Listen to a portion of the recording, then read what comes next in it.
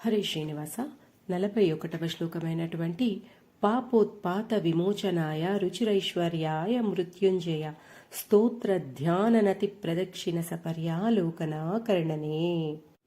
పరమేశ్వర, నా పాపాలను నశింపచేయడానికి, నా కోరికలన్నీ తీరడానికి నిన్ను నేను స్తుతించాలి. మరి నిన్ను ప్రార్థించడానికి నాలుక, ధ్యానించమని చెప్పడానికి మనస్సు, నమస్కరించమని చెప్పడానికి శిరస్సుకి, ప్రదక్షిణం చేయమని చెప్పడానికి నా పాదాలకి, పూజించమని చెప్పడానికి నా చేతులకి, నిన్ను చూడడానికి నా కన్నులకి, నీ కథలు వినడానికి చెవులకి నేను చెప్తున్నాను. కానీ నీ ఆజ్ఞ లేనిదే ఆ కోరిక నాకు తీరదు.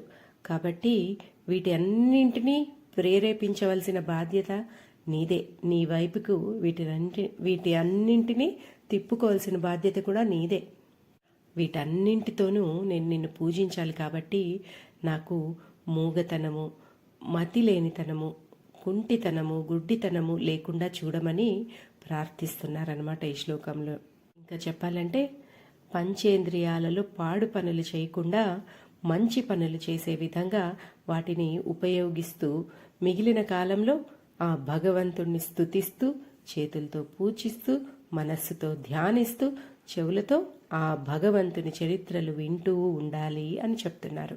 ఇక 42వ శ్లోకమైనటువంటి గాంభీర్యం పరిఖాపదం ఘనధృతి ప్రాకార ఉద్యద్గుణస్తోమశ్చాప్తబలం ఘనేంద్రియ చయో ద్వారాణి దేహే స్థిత.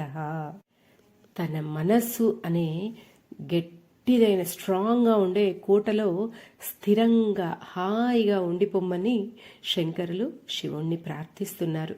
నా మనస్సు లోపల ఏముందో విప్పి చెప్పితే కానీ తెలీదు. అది ఎంత గంభీరమైనదో అంత లోతైంది కూడా.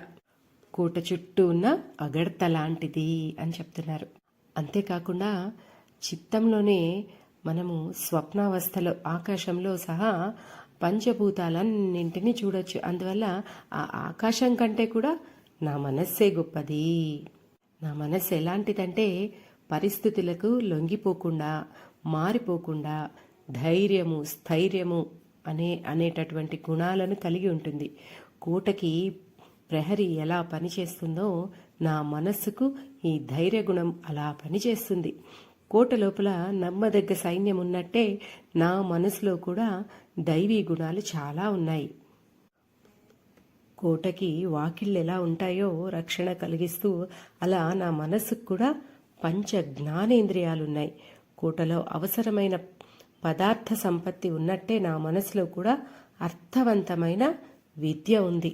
కాబట్టి ఈ విధంగా నా మనస్సులో అన్ని విధాల సౌకర్యాలతో దృఢంగా ఉండే కోటలాగా ఉంది. కాబట్టి నా మనస్సు ఇక నువ్వు వేరే కోట కట్టే ప్రయత్నం చేయక్కర్లేదు. ఓ శివ, ఇక ఆలస్యం ఎందుకు, రా, నా మనస్సు అనే కోటలోకి ప్రవేశించి స్థిరంగా ఉండిపోవయ్యా అని ప్రార్థిస్తున్నారు శంకర్లు.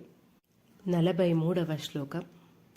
మాగచ్చస్త్వమితస్తతో గిరిశభో మయ్యేవ వాసం కురు స్వామిన్నాది కిరాతక మామక మనః కాంతార సీమాంతరే. శివుడు ఆది భిక్షువే కాదు, ఆది కిరాతకుడు కూడా, అంటే వేటగాడు. అందుకని శివునికి మృగాలను వేటాడి ఆనందించడం అంటే ఎంతో ఇష్టం. మరి ఆయన ఇష్టం తీరాలంటే దూరంగా ఎక్కడో కారడవులకి వెళ్ళాలి. ఎంత శ్రమ పడాలి కదా మరి అంత దూరం వెళ్ళాలంటే. అందుకని శంకరులు ఏం చెప్తున్నారంటే, ఇక్కడ నీకు చక్కని ఒక ఉపాయం చెప్తాను. క్రిందటి శ్లోకంలో కోటలాగా ఉండే నా మనస్సులో ప్రవేశించు అని మిమ్మల్ని ప్రార్థించాను. ఈ శ్లోకంలో మరి నేను మృగాలను వేటాడి వినోదించడానికి చాలా అనుకూలంగా, అనుగుణంగా ఉండే తన మనస్సు అనే అరణ్యంలో ఉంది అని అంటున్నారట. అరణ్యంలో చెట్లు చేమలు దట్టంగా ఎలాగైతే ఉంటాయో తన మనస్సు కూడా ఆవేశాలు, ఉద్రేకాలు, ఆలోచనలు అనే చెట్లు చేమలతో దట్టంగా పేరుకుపోయి ఉంది అని చెప్తున్నారు. అరణ్యంలో లెక్కలేనన్ని క్రూర మృగాలు ఉన్నట్టే తన మనస్సు అనే అరణ్యంలో కూడా కామ, క్రోధ, లోభ, మద, మాత్సర్యాది మృగాలు ఉన్నాయట. అడవిలో సూర్యకిరణాలు కూడా ప్రవేశించలేనంత దట్టంగా ఉంటుంది. అలాగే తన మనస్సులో కూడా వివేక విజ్ఞాన ప్రకాశం లేకుండా, అంటే అవిద్య అనే చీకటితో నిండి ఉంటుందట. అంటే అడవికి ఉండవలసిన అన్ని లక్షణాలు తన మనస్సుకు కూడా ఉన్నాయి. కాబట్టి తన మనస్సు అనే అరణ్యం సిద్ధంగా ఉంది. కాబట్టి వెంటనే ప్రవేశించి మృగాల వేటతో ఆ వినోదాన్ని పొందు అని చెప్తున్నారు. అంటే మనస్సులోనూ ఎప్పుడూ ఆ ఈశ్వరుడే ఉండాలి, ఆయనే ఉండిపోవాలి. ఆ మనస్సుని శివుడు ఎలా యూజ్ చేసుకోవాలనుకుంటున్నాడో అందుకు తగిన విధంగా వసతులు కల్పించాలి అని అర్థం. ఇక 44వ శ్లోకమైనటువంటి కరలగ్న మృగ కరీంద్రభంగో ఘనశార్దూల విఖండనోస్త జంతు. శివుడికి ఉండాల్సిన లక్షణాలు, అంటే ఆయనకుండే లక్షణాలన్నీ సింహానికి దగ్గరగా ఉంటాయి.